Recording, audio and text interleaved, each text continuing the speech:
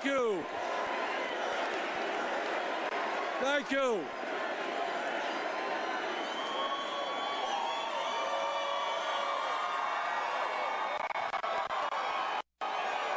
Thank you. You know, we have had large turnouts in Wisconsin, in Colorado. This is the largest turnout. Thank you.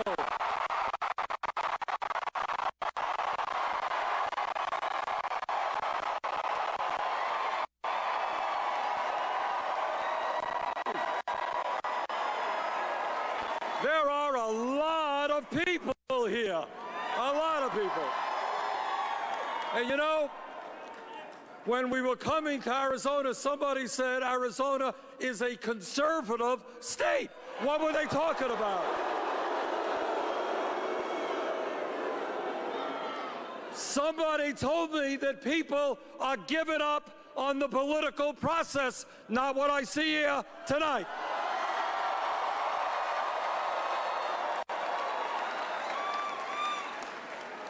Thank you all so much.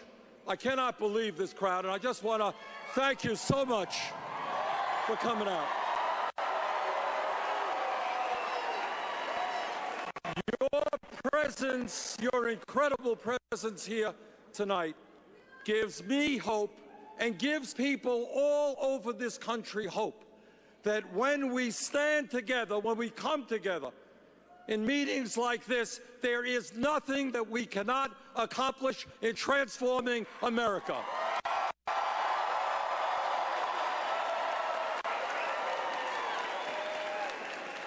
And I want to thank Yolanda for that wonderful introduction. She's a member of the CWA, and I thank the CWA and the trade union movement in this country.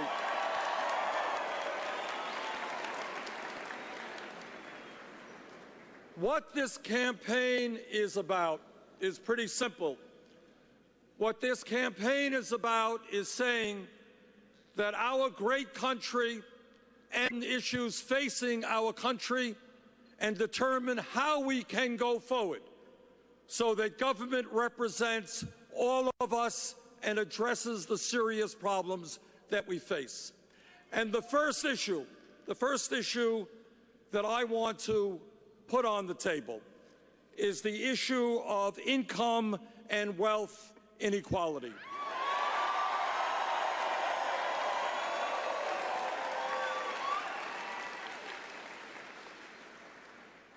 Today, we live in a nation which has more income and more wealth inequality than any other major country on earth.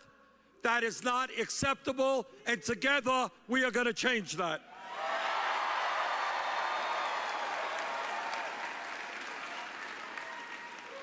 If you think about it for a moment, you recognize that the issue of income and wealth inequality is a moral issue.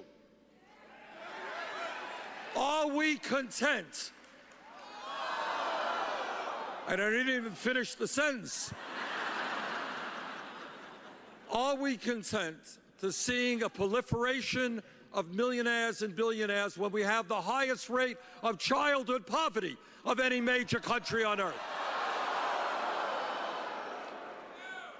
It is a moral issue, but it is an economic issue as well, because our economy cannot do well when so few have so much and so many have so little. My Republican friends think that the CEOs of large corporations are the job creators. Do you know who the job creators are? You are the job creators. And when working people have money in their pocket, they go out and they buy goods and they buy services, and when they do that, they create jobs. But when millions of people have nothing to spend, we are not creating the jobs that we need. And that is why I believe that what our economics should be about is putting money into the hands of working people and not the billionaires.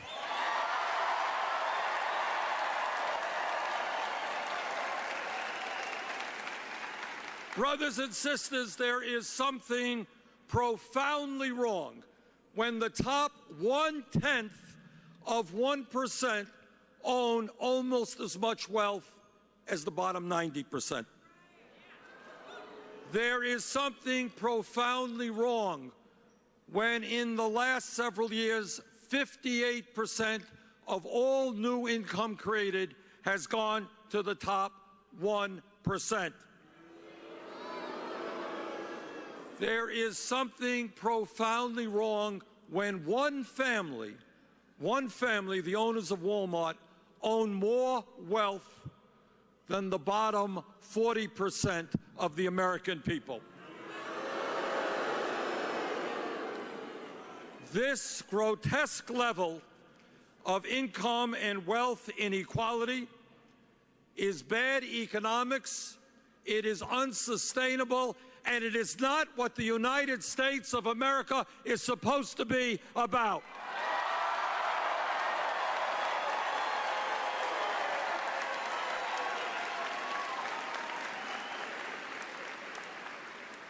And we have a message tonight to the billionaire class.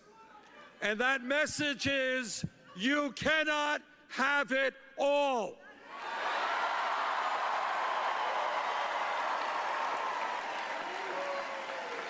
You cannot get huge tax breaks when children in Vermont and Arizona go hungry.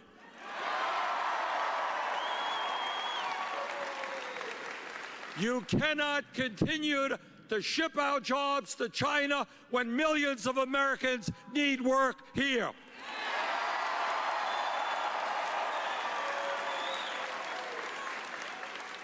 You cannot hide your profits, your billions in profits in the Cayman Islands and other tax havens when we have unmet needs in America that must be addressed.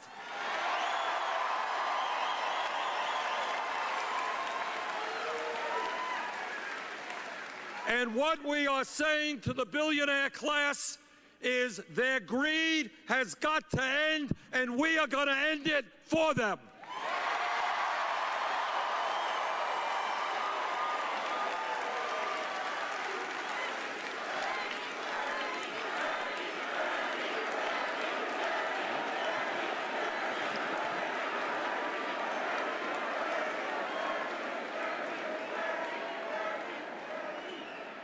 But it is not just the grotesque and embarrassing level of income and wealth inequality. When we talk about what's going on in America today, we have got to recognize the tragic reality that for the last 40 years, not 10 years, not 20, but for the last 40 years, the great middle class of this country, once the envy of the entire world, that middle class has been disappearing. And I want you to think about this. All of you know that we have seen in recent years an explosion of technology and worker productivity. And yet, despite that, median family income today is almost $5,000 less than it was in 1999. All over America, all over our great country, people are working not just one job, not just two jobs, they're working 3 jobs, 4 jobs to cobble together some income and some health care. This economy can do and must do better than that.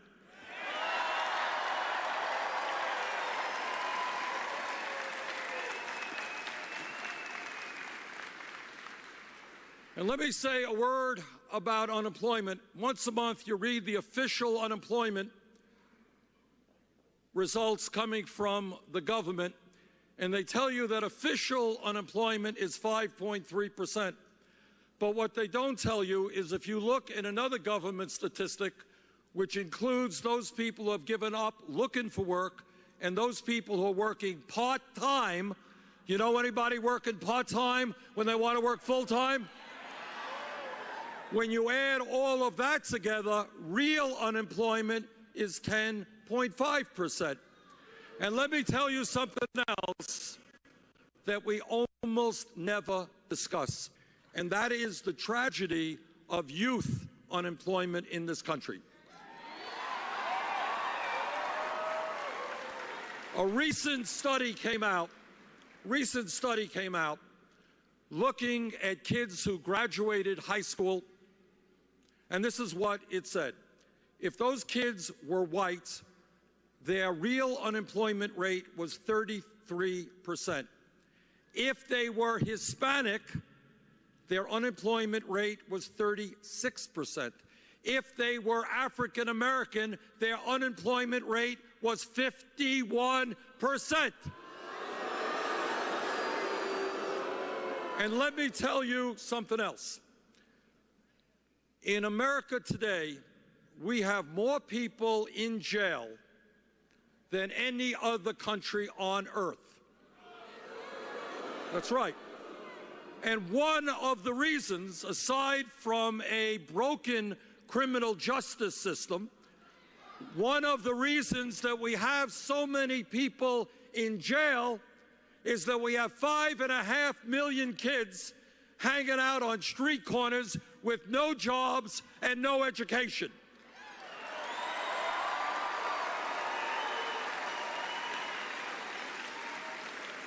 And it seems to me to make a lot more sense to invest in education and jobs for our kids rather than in jail and incarceration.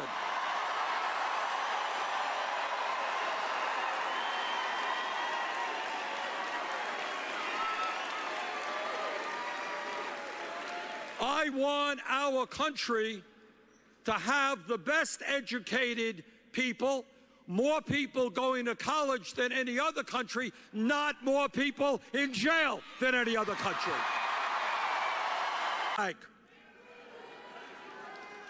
In Washington, the federal minimum wage is $7.25 an hour. Brothers and sisters, $7.25 is a starvation wage. We have got to raise the minimum wage to a living wage, $15 an hour.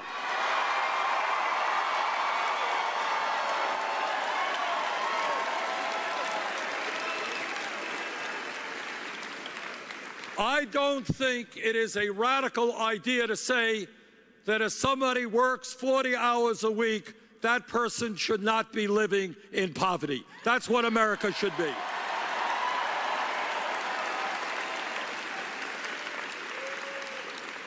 And when we talk about fair wages, we also have to understand that it is unacceptable that women today make 78 cents on the dollar compared to men.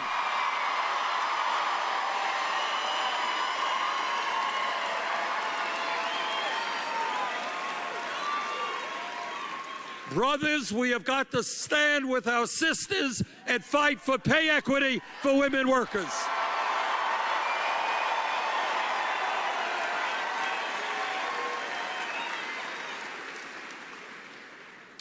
Now, as many of you know, a lot of my Republican colleagues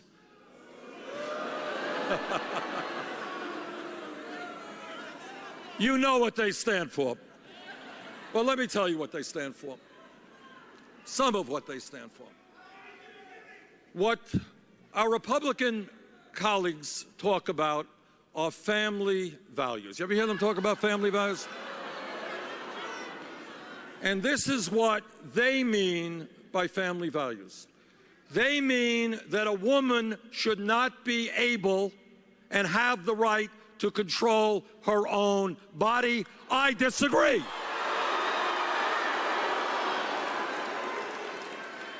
They believe that women, if you can believe this, should not be able to purchase the contraceptives they want.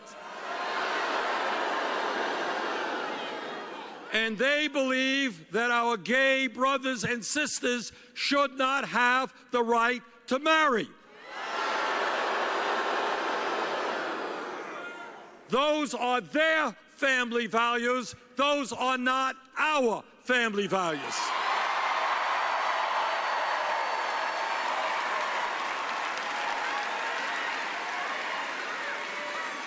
But let me tell you what I think family values should be: real family values that support families, that enable love to exist and care to exist in families. First, we have got to end the international embarrassment of the United States being the only major country on earth which does not guarantee workers paid medical and family leave.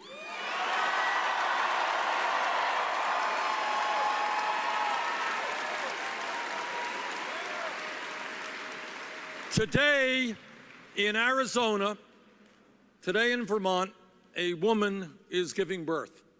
If that woman has ample income, she will be able to stay home, and the father will be able to stay home with that baby, to get to bond with that baby, to get to love that baby, to get to know that baby in perhaps one of the most important moments in a family's life. But if that woman does not have adequate income, she will be forced to go back to work in 3 days, 5 days, 7 days. That is not a family value. That is exactly the opposite of what a family value is. That is why I will fight for and bring about 12 weeks of paid family and medical leave.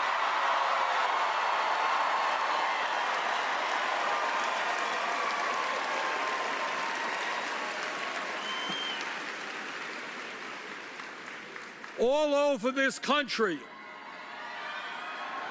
That's right.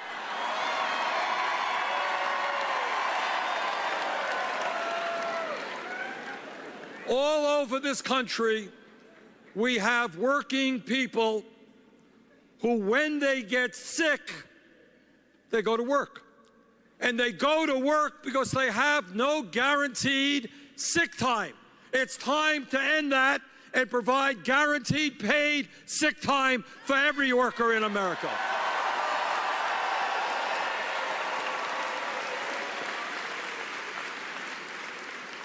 You know, I think we all heard a few weeks ago that Jeb Bush thinks that the American people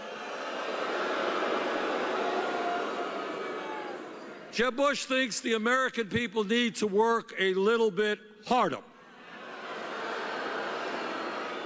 Well, he obviously didn't hear the sad reality that the American people already work the longest hours of any major country on earth. Our people do not need to work longer hours. They need higher wages and better income.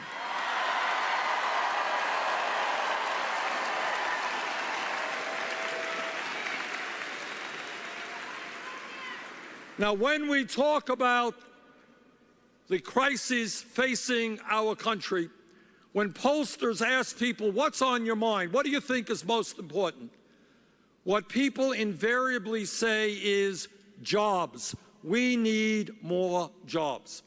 Well, in my view, when we have over 30% youth unemployment, 10.5% unemployment in general, when our infrastructure, our roads, bridges, water systems, rail are crumbling, we can and should put millions of people back to work rebuilding our crumbling infrastructure.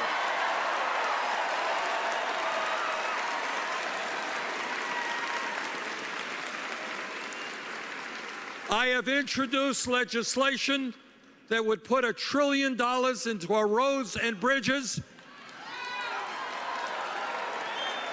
which would create up to 13 million jobs.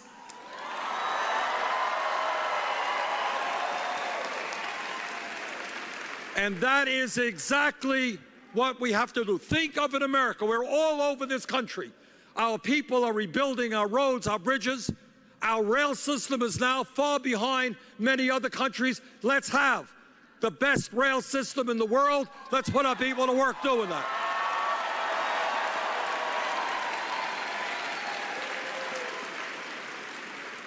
And when we talk about creating jobs, we also have to talk about stopping the loss of jobs because of our disastrous trade policies.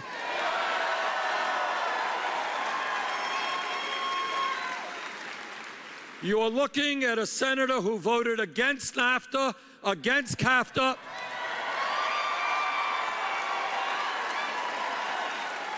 against permanent normal trade relations with China, and is leading the opposition to this disastrous trade TPP trade agreement.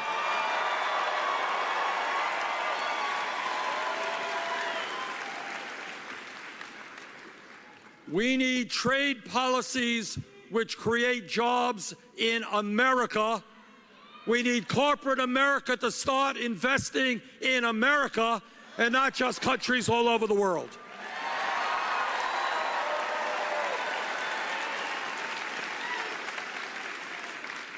Now, when we talk about what's going on in this country, when we talk about greed, when we talk about recklessness, when we talk about illegal behavior, these are just some of the words that we use to describe Wall Street.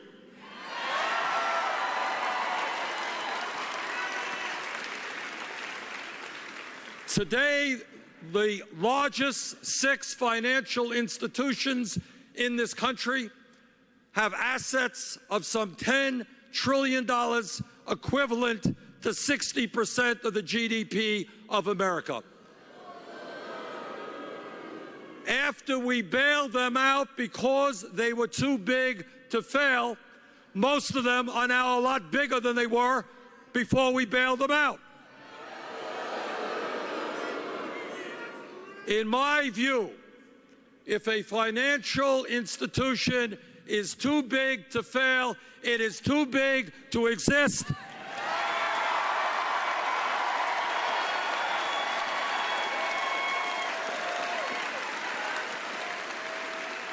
And that is why I have introduced legislation to break these huge financial institutions up.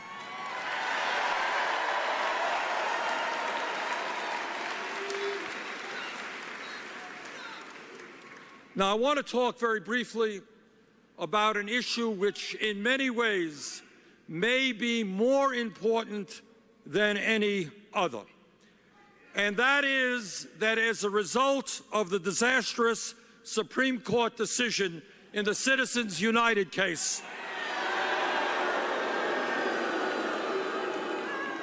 the American political system has been totally corrupted, and the foundations of American democracy are being undermined.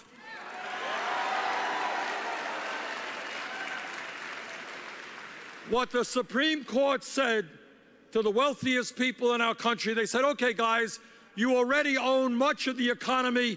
We're now going to give you the opportunity to own the United States government, and that is what they are trying to do. In this campaign, the Koch brothers alone, the second wealthiest family in America, will be spending almost $1 billion in this campaign cycle. That is more money than either the Democratic or Republican parties are spending. When one family spends more money than either of the 2 major political parties, that is not democracy, that is oligarchy.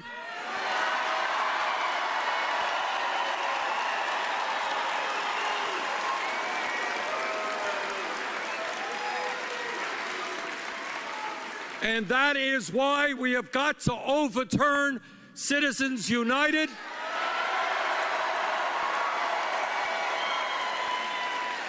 and why we need public funding of elections.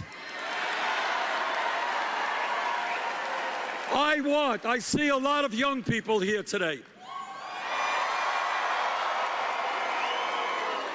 And I want our young people to be able to run for office if they want to and not have to beg money from the rich and the powerful to do that.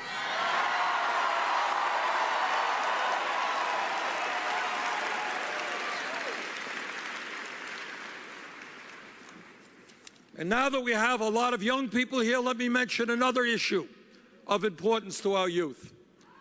Right now, all of you know that we live as a nation in a highly competitive global economy. And if we are going to succeed into the future, we need the best educated workforce in the world.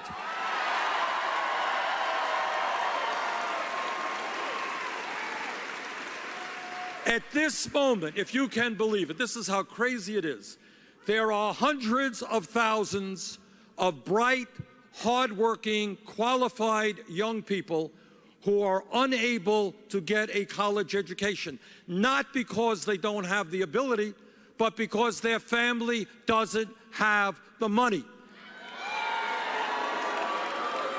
So think for a moment what it means to some kid, some low-income kid, some working-class kid who wants to make it into the middle class but can't go to college because his family lacks the funds. That's wrong. And that is why I have introduced legislation and will fight for as president to make every public college and university in America tuition free.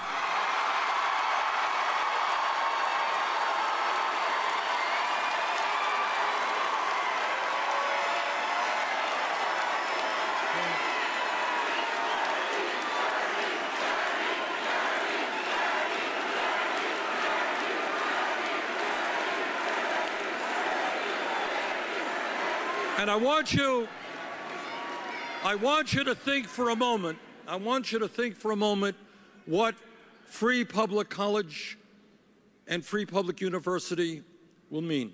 What it will mean is not only helping kids who are seniors or juniors in high school, what it will tell kids in the 4th grade, in the 6th grade, here in Phoenix or in Burlington, Vermont, that no matter how poor you may be, if you study hard, you do well in school, you can, in fact, get all the education you need.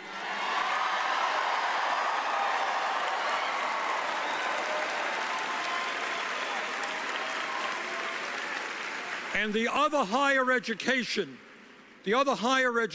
issue that we have got to deal with is the absurdity of millions of Americans, some young and some not so young, who are carrying outrageous student debt.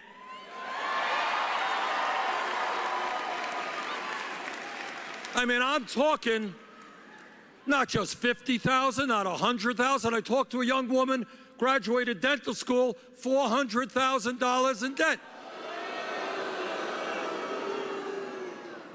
What my legislation would do is end the absurdity of people with student debt paying 8, 9, 10% interest rates.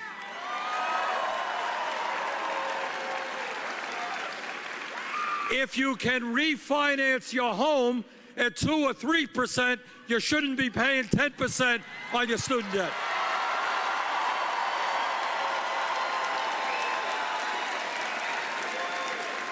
And we have also got to get the U.S. government out of the business of profiteering on student debt.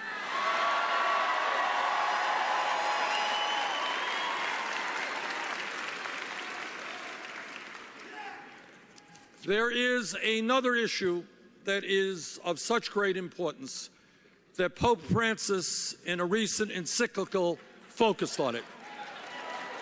And by the way, God bless Pope Francis. He has done it.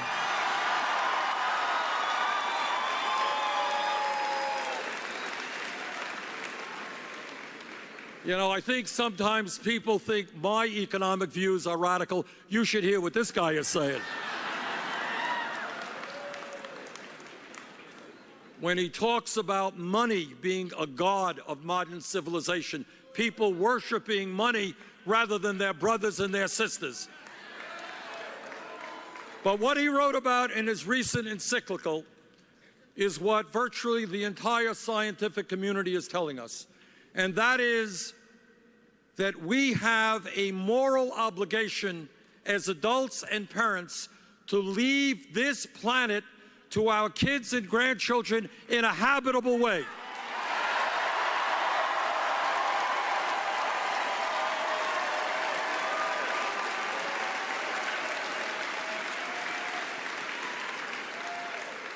Climate change is real.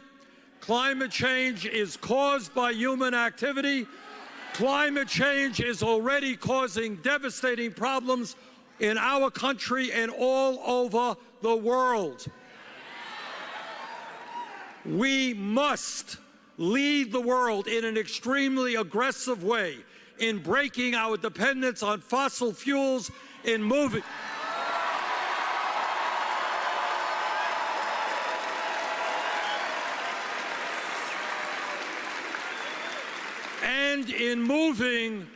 to wind, solar, geothermal, and other sustainable energies.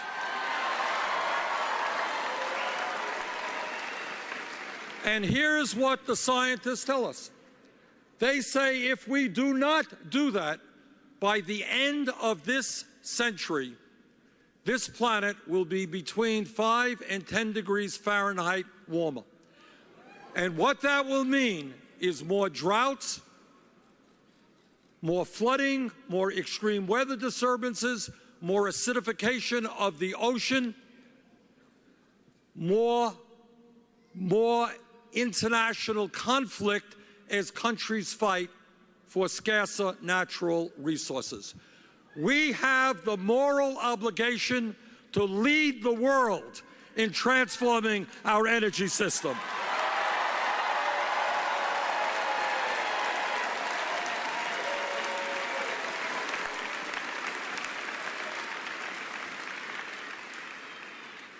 And when we talk about rights, and when we talk about how the United States, in many respects, lags behind other countries, there is no issue in which that is clearer than the issue of health care.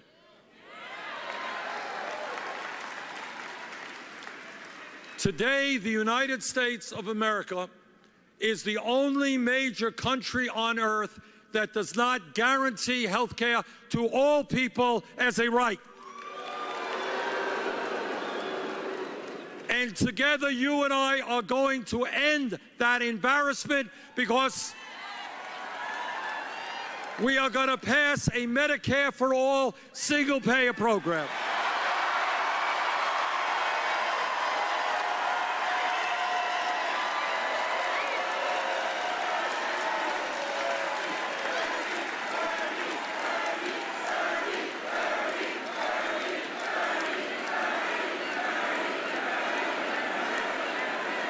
We can do it.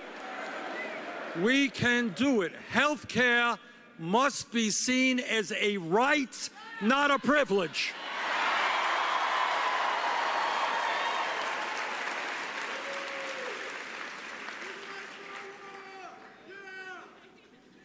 What we have also got to do as we transform America is to understand a very simple point. And I am the only candidate for president who will tell you this, but it is the truth. And that is, no president, none, no matter how good he or she may be, can bring about the changes that we need, desperately need, in this country unless there is a political revolution.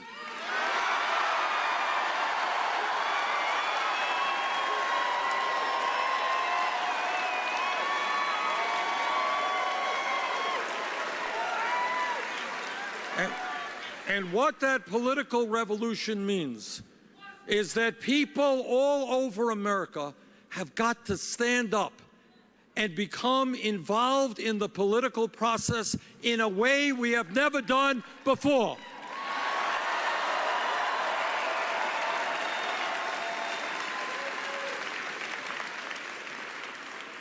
We have got to also, as part of that revolution, have real debate on real issues, which is what I'm trying to do tonight. And I want you to do me a favor. I want you to talk. Go out of your zone of comfort. I want you to talk to your Republican friends and family members. Now, here's the point. Here's the point. Here's the point.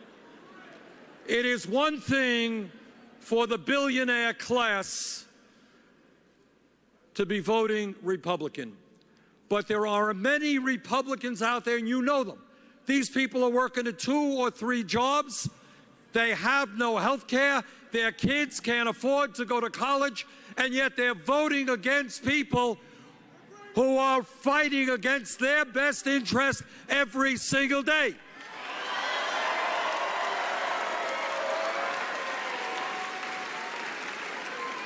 Ask your Republican friends why they vote for folks who want tax breaks for billionaires, and yet they want to cut Social Security and Medicare. Ask them why they're voting for people who are going to throw them out onto the street, shut down their factories, and move their plants abroad. So what we need to do is to create a political movement which brings our people together. What Republicans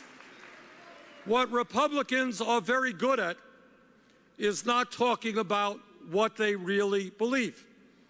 You have never seen an ad on TV which says, vote for me so I can cut your Social Security and give a tax break to billionaires. But that is exactly what they are trying to do. Now, how do they get away with this stuff? I will tell you how. They divide us up by race, by country of origin, by sexual orientation, by gender.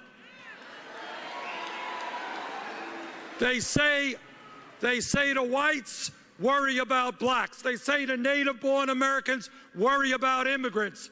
They say to men, worry about women. Our job is not to divide. Our job is to bring people together.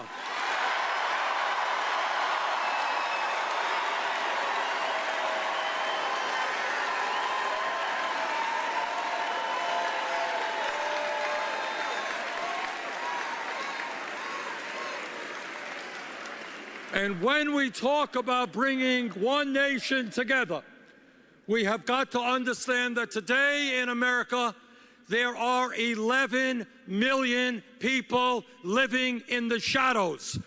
People who are afraid that they could be deported tomorrow. That is wrong. We need comprehensive immigration reform.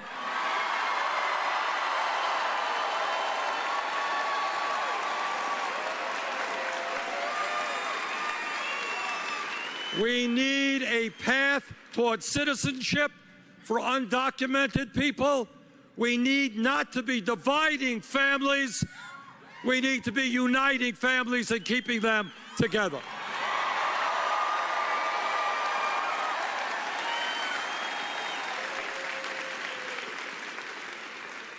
Now, in our country, there is a lot that we should be proud of. We have made significant progress in recent years in breaking down many barriers of discrimination. If we were sitting here, or in your case, standing here, 30 years ago, and somebody said, you know, I have a crazy idea. I think that maybe in 2008, the United States will have overcome its racist history and elect an African American to be president. People would have said, that's crazy. That won't happen. It happened because we overcame a lot of racism.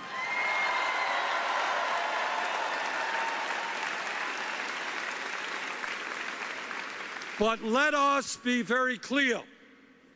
While we have overcome a lot of racism, we have come a long way. We still have a long way to go.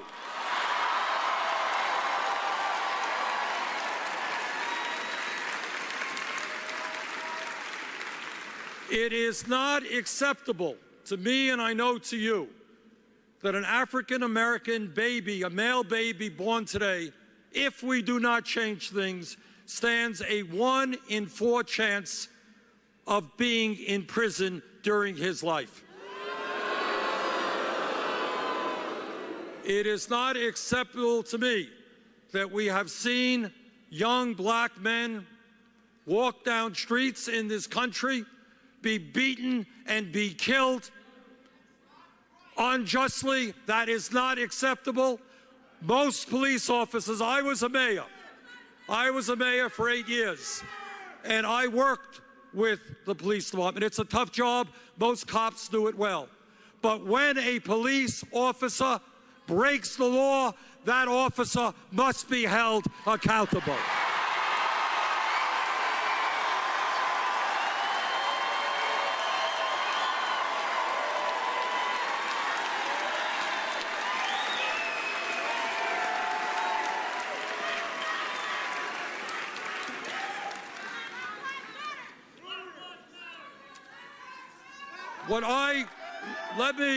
Let me conclude by saying this. I want you all to think big, not think small.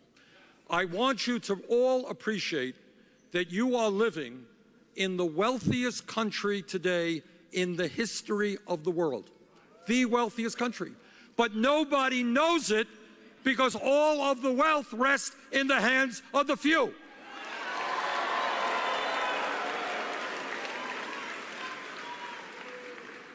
So what we need to do is to have a vision which says that wealth and income become spread out in a way that is fair. What we need to do is to have a vision that says that every person in this country is entitled to health care as a right.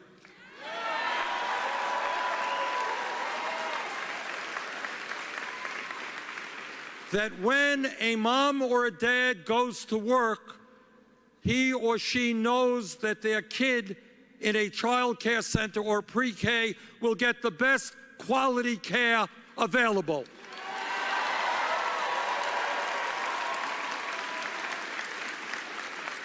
I am the former chairman of the Senate Veterans Committee. And I will tell you that in this country, we have a moral obligation to make sure that every veteran, every man and woman who put their lives on the line to defend this country gets the health care and the benefits they need.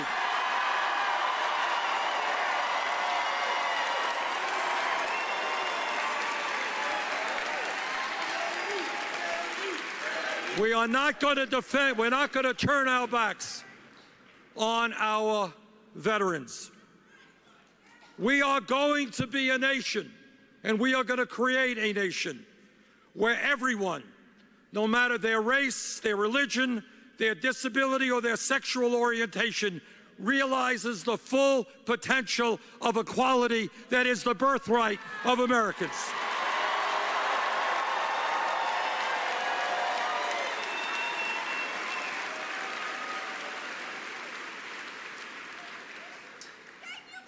Several years ago, I attended a meeting in northern Vermont which was honoring veterans who fought in World War II. And at the beginning of that meeting, somebody played a tape, a videotape, looking at Franklin Delano Roosevelt on December 8th, 1941. And that was the day after Pearl Harbor.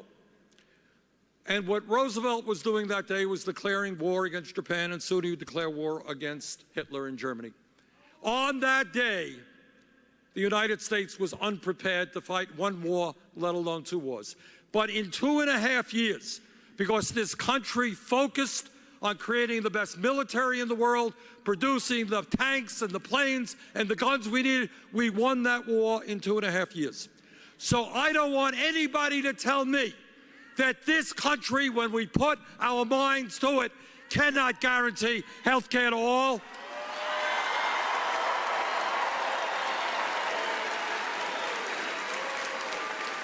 Don't tell me we can't lead the world in combating climate change or have the best infrastructure in the world.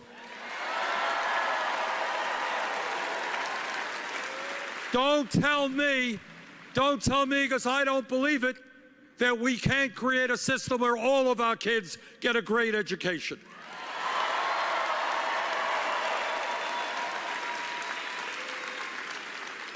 But none of this comes easy. Frederick Douglass, the great abolitionist, told us that freedom does not come without struggle. I need you, because this is not about me, it's about us. We need to stand together to make that political revolution where we create an America and a government that works for all of us. We can do it when we stand up.